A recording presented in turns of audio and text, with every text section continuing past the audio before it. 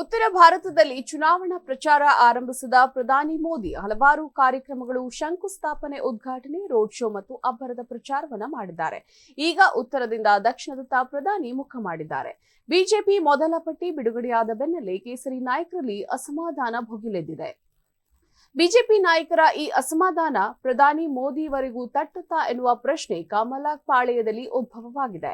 ಖರ್ಗೆ ತವರಾದ ಗುಲ್ಬರ್ಗಾಕ್ಕೆ ಮೋದಿಯವರು ಭೇಟಿ ನೀಡಿ ಸಮಾವೇಶ ಹಾಗೂ ಚುನಾವಣಾ ಪ್ರಚಾರ ಕಾರ್ಯದಲ್ಲಿ ಮಾಡಲಿದ್ದು, ಹಾಗೆ ಟಿಕೆಟ್ ವಿಚಾರವಾಗಿ ರಾಜ್ಯದ ಹಲವೆಡೆ ಸಮಸ್ಯೆ ಮುನ್ನೆಲೆಗೆ ಬರಬಹುದು ಅಂತ ಹೇಳಲಾಗ್ತಾ ಇದೆ.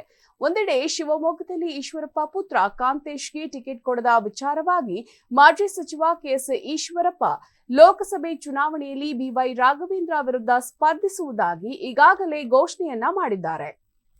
ತಮ್ಮ ಬಂಡಾಯ ಶಿವಮೊಗ್ಗ ಕ್ಷೇತ್ರಕ್ಕಷ್ಟೇ ಸೀಮಿತ ಅಂತ ಹೇಳಿದ್ದಾರೆ.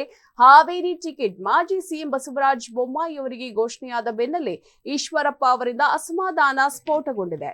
ಕೊಪ್ಪಳದಲ್ಲಿ ಸಂಸದ ಸಂಗಣ್ಣ ಕರಡಿಗೆ ಟಿಕೆಟ್ ಕೈತಪ್ಪಿದ್ದಕ್ಕೆ ಸಂಗಣ್ಣ ಕರಡಿ ಬೆಂಬಲಿಗರು ಕಿಡಿಕಾರಿದ್ದಾರೆ. ಇನ್ನು ಕಲ್ಪತರುನಾಡು ತುಮಕೂರಿನಲ್ಲಿ ಮಾಜಿ ಸಚಿವ ವಿ ಸೋಮಣ್ಣಗೆ ಟಿಕೆಟ್ ಸಿಕ್ಕಿರುವುದಕ್ಕೆ ಮಾಜಿ ಸಚಿವ ಜೆಸಿ ಮಾಧುಸ್ವಾಮಿ ಕೆಂಡಾಮಂಡಲರಾಗಿದ್ದಾರೆ.